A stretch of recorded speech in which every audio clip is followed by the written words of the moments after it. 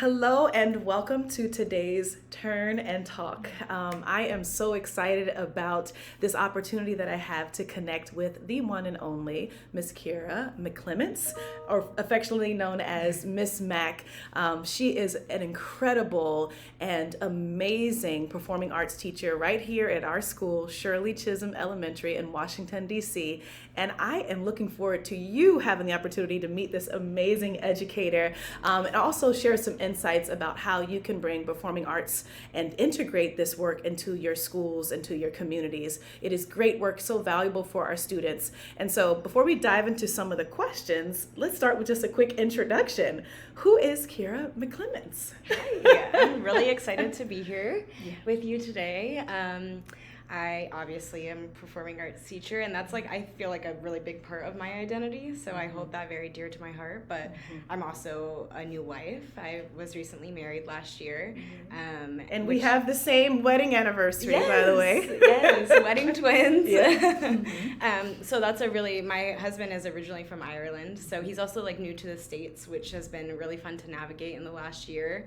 Just seeing a new life for him as well in the place that's been my home prior has been really cool. I'm a daughter, I'm a aunt, which is super special to me. I love my niece and my nephew so much, and they're actually coming to see our show that we'll talk about a little bit later. Yes. And it's their first play ever, so that's really exciting. But I'm a theater artist as well outside of work. Which is, I love to keep my creative juices flowing, for my personal enjoyment as well. Yeah. You bring all that light and energy to our school, and you really help our students to shine on stage. So, Ms. Mack, can you tell us a little bit about how did you get into theater and performing arts? What really, brought this to life for you? Yeah, so I first started theater probably when I was in 4th grade. That was my first experience doing theater. There was an artist that came to my elementary school from the community that wanted to do a play with us. We didn't have any kind of programming for that, and he volunteered his time. So it was my first experience doing a play, and I fell in love with it. I loved performing. And I didn't, after that, in 5th grade, he came back and did the same thing. Through middle school, I didn't really have anything, so it was a big break there. And then when I got to high school is when I first took a theater class. We had a drama teacher in my high school, and I really credit my love of theater to her. She really nurtured my love for both directing and acting at the time. And she was very passionate, and she gave a lot of her time to her students. When I was in high school, we did 6 shows a year. Wow. So we do one here. 6? Yeah, we did 6 at the school, in different classes, and then extracurricular activities? Yeah, however that's going to come out. Outside of school? Yes, outside of school. But she gave up a lot of her time to give us opportunity, and I just fell in love with creating art. So from there, I studied theater in college, and that I didn't study acting at all in college. I studied directing and more technical theater, stage management, and writing.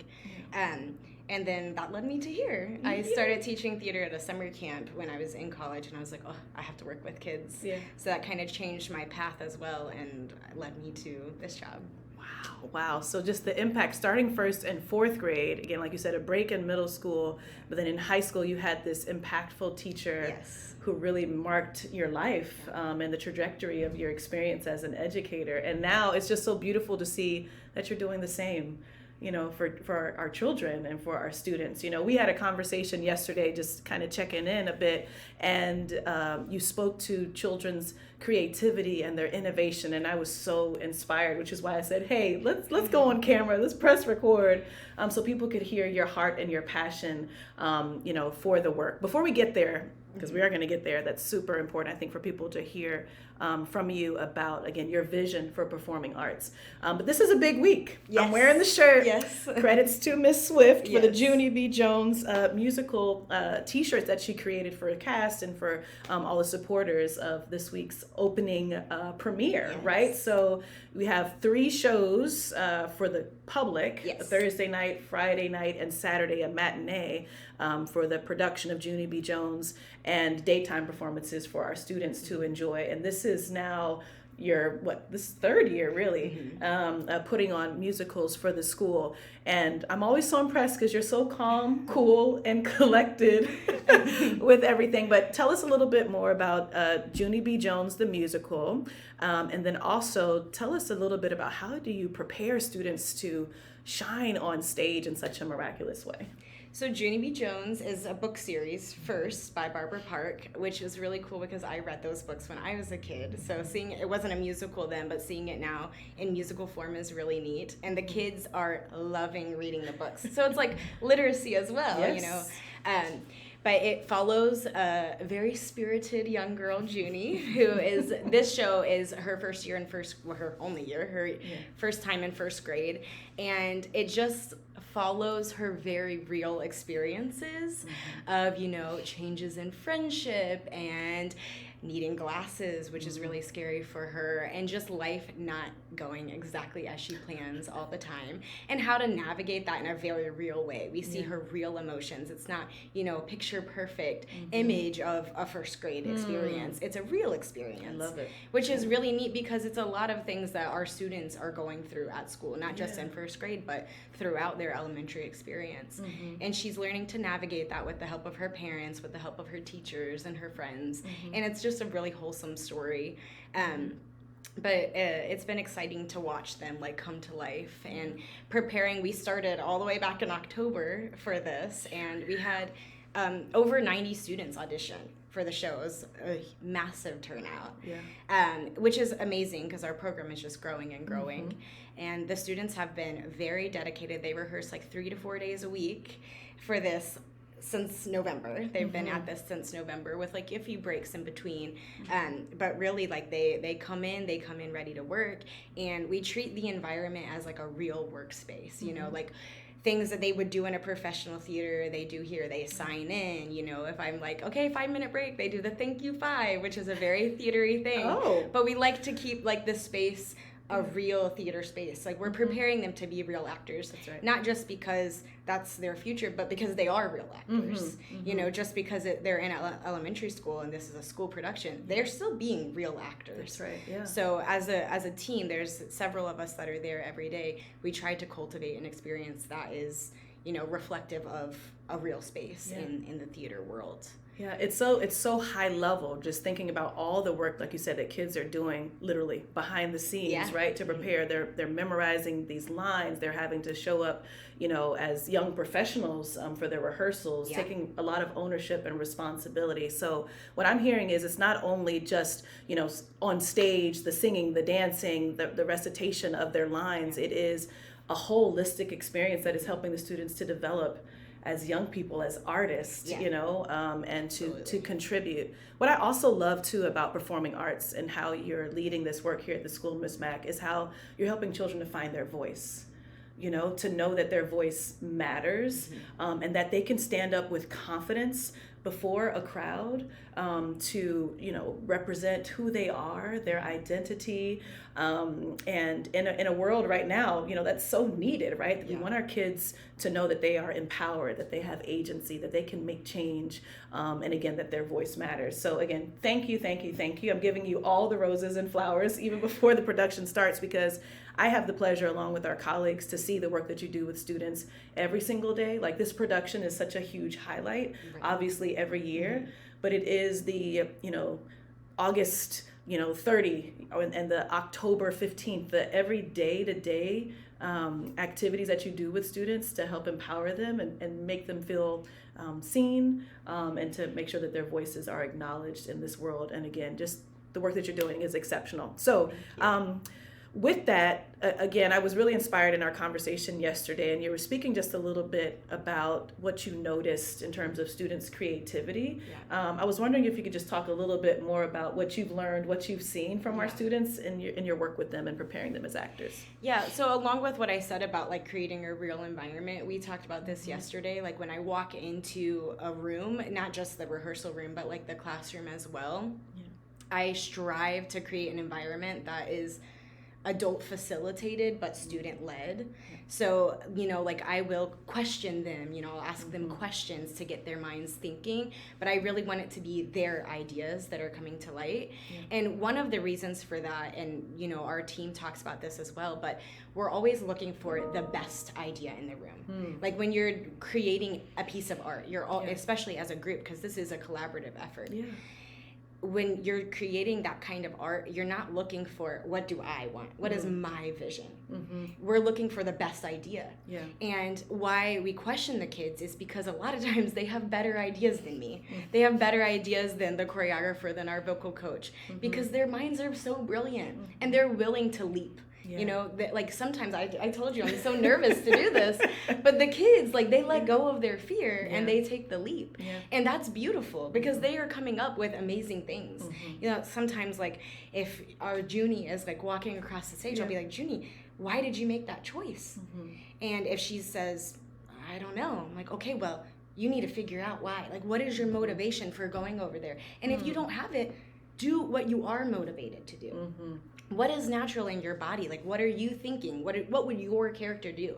You know, these students were cast in this role, or they're doing this project for a reason. They were chosen for a specific reason, so we want to see their voices come alive, not just what I envisioned. You know, it's not about me. It's about the story. Like, they're creating an art, they're telling. We talk about this a lot in rehearsal. These are real people. Like, they are pictures of real people, but somewhere in the world they exist. So we are telling a real story. So we need to be as authentic as possible. So if you don't know why you're moving, don't move. And it's just been amazing to go into a space where kids are so willing to come up with those different ideas. And like, not just the kids on stage, we have backstage kids that are running the spotlight, that are running the, you know, stage right or stage left. You know, they're doing the things that adults do, that adults are hired to do in professional productions. We throw them out there, we give them a headset and say, let's go, pull the curtain. I love it. And they do it with such grace. Like we said too, like there's a lot of sitting around in theater. Sometimes they wait a long time. It's not like soccer where you go on the field and you're running the entire time. Sometimes they're sitting for 30 minutes while we're checking microphones or we're working with lights or whatever else, and you never hear them complain. Instead, you're like, oh, the lights, they're amazing. Like, the world is so magical in theater that they don't mind waiting. They don't mind waiting for it to happen. And they're, like, so into it. And this is, like, a little bit off topic, but I just thought of something that is, like, really inspiring to me about working with the kids. One of our second grade students in the play, he came into my classroom last week, and he was like, Miss Mac, you want to know something that's so crazy? And I was like, what's so crazy? And he was like, ever since I started doing the musical, I'll walk down the hallway and people that I have no business knowing are talking to me. And I was like, what do you mean? And he was like, I was walking down and one of the 5th grade students in the play said hi to me. And he was like, I shouldn't even know that person.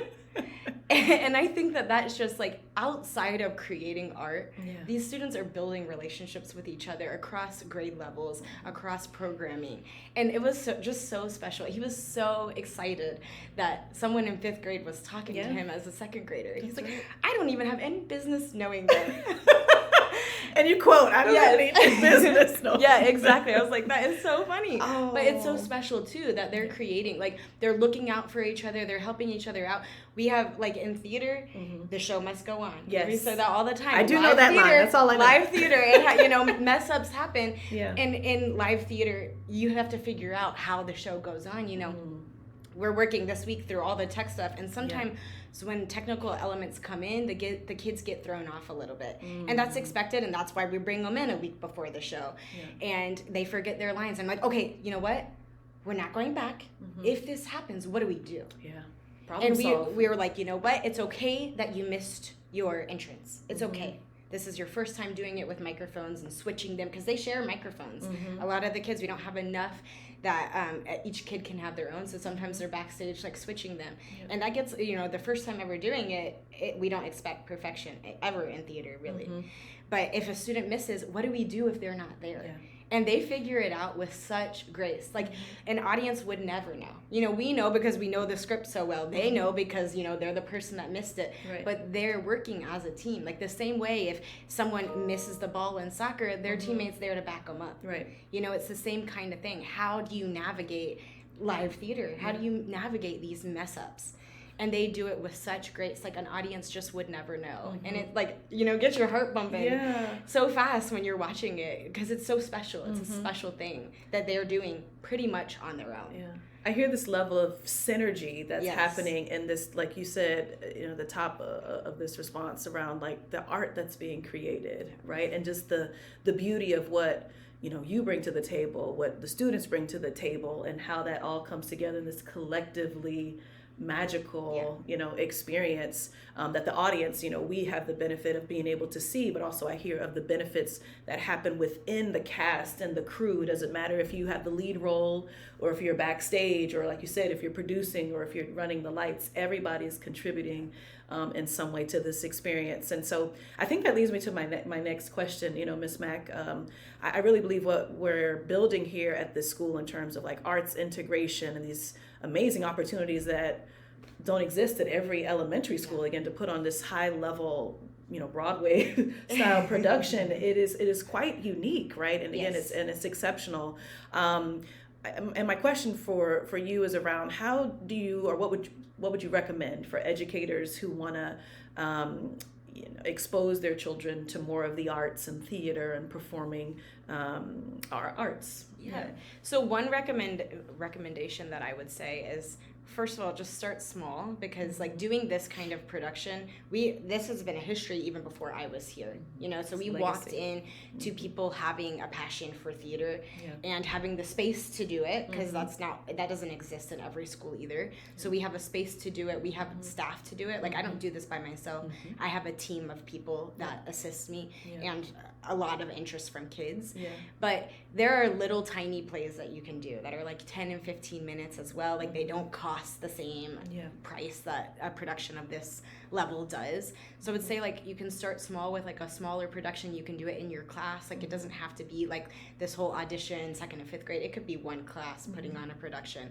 And even like less than that, just dramatic play in a space. Like, when I taught kindergarten before I did performing arts, we would often do like a read aloud, and then they would act out the read aloud. Those are like really little ways to like get exposure to that is performing arts. That's a lot of, you know, activating an imagination, guided imagery, like letting kids lay and just listen to you speak and having their imagination. Close your eyes and let's activate your imagination. Those things are really easy and really important for kids. You know, I think imaginations are what create magic, and students need to learn how to use an imagination. Sometimes that's not natural for kids, so it needs to be nurtured. And like read alouds are perfect for that. Guided imagery is perfect for that. And then those like little bits of, you know, plays that you can do. You can write. Kids can write. They do that a lot in our class. Like, we'll have them come up with a topic and then they write about it. And then they act out their own stories, which I love as well. You know, I love the student-led things because it's of their interest as well. You know, they're acting about things that interest them. But those are definitely little ways that don't cost a lot of money. It don't cost or don't take up a lot of room that you could do like at your school. But I think like these big productions are great as well. Definitely would encourage those too. And they're fun. They're really fun. They are amazing. I'm so glad that this year, you know, the musical is going to be recorded. So, because, you know, one of our limitations is that our gym is so small, and this year's show is completely sold out. All 3 of the shows, which we anticipated, and it happens every single year. But the opportunity for folks to be able to view the students' production is going to be so exciting. I love those ideas of, you know, like you said, guided imagery and just leading students to write and really allow their imaginations just to take off.